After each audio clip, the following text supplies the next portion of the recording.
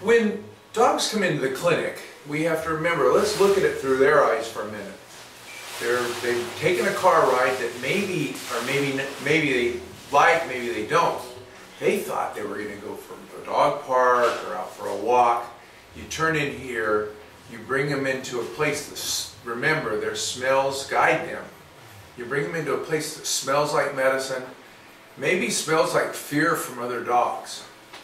And not all dogs are very comfortable with people they don't know. Some labs will come up to me and go, "Hey, how you doing?" right away, like no big deal. But little Minnie, she's a little nervous. She's a shelter dog that we're trying to get adopted. We spayed her, neutered her, and she needs a home, and I'm sure we're going to get her adopted, so she's so cute. But I just wanted to let you all know how you might make your dogs feel more comfortable, or any dogs you come in contact with, or even in the veterinary hospital. First of all, when I come in, don't focus right on the dog, or any dog you meet. You don't go like that. The whites of her eyes, she's going like, "Oh my God, he's coming at me. What does he want?" That's not going to work. So what I usually do is I don't, this is Robin, she's a technician that works here, but I'm petting her. But usually I say, I don't focus in on the dog that's nervous, I focus in on the person. I say, "So how you doing today, Robin?" We're doing really good. Yeah, you brought little Minnie in. This is Miss Minnie. Miss Minnie, Miss Minnie. and she needs a vaccination for distemper parvo today. She's a young dog. Yes, young dogs. So young dogs need a vaccine for distemper parvo to protect them against. That's one of the worst diseases they can get. So we're going to make sure every dog that's over 8 weeks of age should have a distemper parvo. So I'm just talking to Robin here. I'm relaxed. I'm not focusing in on Minnie. And then little by little, I might just put my hand, see how she moves her leg, but you just kind of pat her and act like we're talking to Robin. "How you doing today, Robin?" You're doing good. And she seems to be very comfortable now. Yeah, little Minnie. She's still looking around wide-eyed at what's happening, but she's feeling pretty good. You can see her eyes are starting to get, you see in the whites of her eyes are starting to calmer. She's not looking around so jerky. So that's a really good thing to kind of make them feel comfortable. And then always, I don't try to go up over their head. I always go from underneath and pet them. And then once that happens, then you can usually introduce yourself to them. And I don't focus in on them. I just pet them like it was one of my dogs and just go, "Hi, Minnie. Aren't you sweet? You're a sweet girl." Yeah, yeah. So she's looking up like, "Who's got me? What does he want?" And I'm It's okay, Mom. yeah, now she's saying, "I don't know about this." But she's saying, "What does he want?" And then we're soothing her, making her know everything's okay. So introducing yourself to dogs is really important. She doesn't like her feet. No dog likes their feet touched. So introducing yourself is really important, and not focusing in on them. What I used to do, I used to just take a dog, go over the top of it, put it up here. Remember, look at how far down it is. Look at, they're scared. It's like, I'm all the way up here. It's no fun. They're like 4 stories up. So this is a very, very alien place for them. So I just don't want to scare them as much. So sometimes what I'll do is with bigger dogs, I'll just get down on the floor and just play with them and do like I would at home. And they often like that a lot better. And sometimes with bigger dogs, I'll even do the exam down here. "Huh, Minnie? Huh? Are you a good girl? Are you a good girl? Are you a good girl?" So those are important things. Be careful with dogs. If a dog stares you right in the eyes, they can get dominant, and you got to be careful of those dominant, aggressive dogs. See, any dog that is staring you down, don't go over the top of them and just try to pet any dog, because it can be dangerous.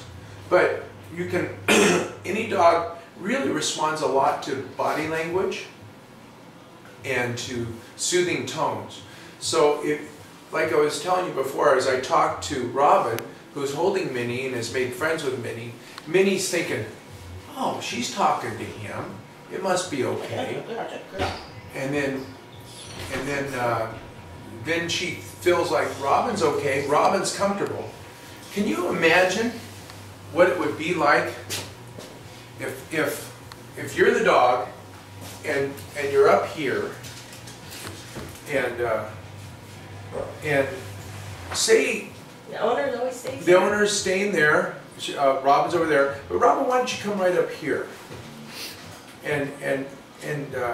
So I'm just going to say, I'm going to give Minnie shots today, and we're going to try to restrain. And then, what if you acted scared about the shots and said, "Gee, will it hurt?" She's going to look at Robin and go, "She's scared, so maybe I should be scared." So dogs cue in off all of our body language. So if you're nervous about going to the vet or getting your dog injections, then you might be escalating the situation by showing fear. Sometimes what we do in that case, when the dog's drawing off the fear of the owner, is we'll take the Minnie back in our treatment area away from the owner to get shots, because sometimes then there's two things. Minnie's not trying to protect the owner, or a bigger dog isn't trying to protect the owner, and they're not feeding off their fear. So that's why your vet might want to take your dog or cat away. It's not like they're going to take it in the back and torture it. They're going to, or do something that you didn't want them to do, is they want to get the job done, and they don't want your animal to feed off your fear or get aggressive when they come try to get it and protect you. So, isn't that right? You're such a good dog. I think we have a home, but if anybody wants to drive to Gilroy, California and adopt Minnie. Minnie, would you like a home? Very sweet. I would take her, but I already have 3 dogs. And I can't have another one. And a lot of the people that work here have plenty of dogs. But she's sweet. Aren't you sweet? Yeah, she's so sweet. Anyway, well, be careful with strange dogs. Be calm in the veterinary hospital, and let your veterinarian and staff take the dog away from the room to treat it if needed. And remember, dogs key in to everything in their environment. They key into the veterinarian's demeanor, jerky motions, coming over the top of them, and non-soothing tones, fear. Here's thinking like a dog. So try to think like a dog when you take your dog out, or especially to the veterinarian or to other stressful places. Remember, a dog's nose cues them into all kinds of things. They have 220 million receptors where you only have a puny 5. Just think what we'd smell if we had 220 million receptors. We could smell in 3D. Right now we're only smelling in 1D, and dogs are smelling in 3D, which they're getting just a wonderful sense of their surroundings. Just think, a dog, we might come in and say, "Oh, that's a nice stew cooking," but a dog will say, "Oh, that's carrots and roast beef and green beans and a little bit of onions and shallot, maybe a garlic." So anyway, and also just whenever you approach a dog, remember that they're looking at you like, "What do you want? What do you want?" So if you introduce yourself to the person that has a dog and they talk to you and say, "Hey, you know, how you doing?" then the dog knows that you're okay. And then if you approach the dog from underneath and non-threatening, that's always a better way to do it. So have a great day, and remember, check out my website, Dog Dish Diet, if you want to try home making your own dog food. I have a new ebook, or if you want an education on what dog foods, raw foods, holistic foods might be good. I just have a general education on Dog Dish Diet that teaches you to feed the right kind of food and even the best human ingredients. Have a great day.